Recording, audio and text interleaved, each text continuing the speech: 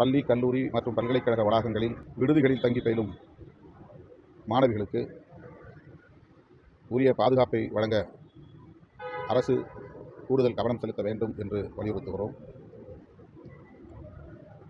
இந்த வழக்கை பொறுத்தவரையில் கைது செய்யப்பட்ட நபரையும் தாண்டி ஒரு சிலர் அதில் ஈடுபட்டிருக்கக்கூடும் என்ற சந்தேகம் வலுவாக உள்ளது.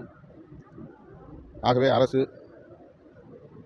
குறிப்பாக காவல்துறை, நேர்மையான முறையிலே புலன் விசாரணை நடத்தி குற்றவாளிகள் யாராக இருந்தாலும் அனைவரையும் கைது செய்து உரிய நடவடிக்கை எடுக்க வேண்டும். கைது செய்யப்பட்ட நபருக்கு உடனடியாக பிணை வழங்கக்கூடாது. அவரை சிறையில் வைத்தபடியே புலன் விசாரணையை முடித்து குற்றப்பத்திரிகையை தாக்கல் செய்து வழக்கு விசாரணையையும் முடித்து தண்டனை வழங்க வேண்டும் என்று விடுதலை சிறுத்தைகள் கட்சி வலியுறுத்துகிறது. அதுதான் சொன்னேன், அந்த மாதிரி ஒரு சந்தேகம் இருப்பதனால்தான் நேர்மையான புலன் விசாரணை தேவை. குற்றத்தில் ஈடுபட்டவர்கள் யாராக இருந்தாலும் அவர்கள் அனைவரும் கைது செய்யப்பட வேண்டும் என்று மீண்டும் வலியுறுத்துகிறார்.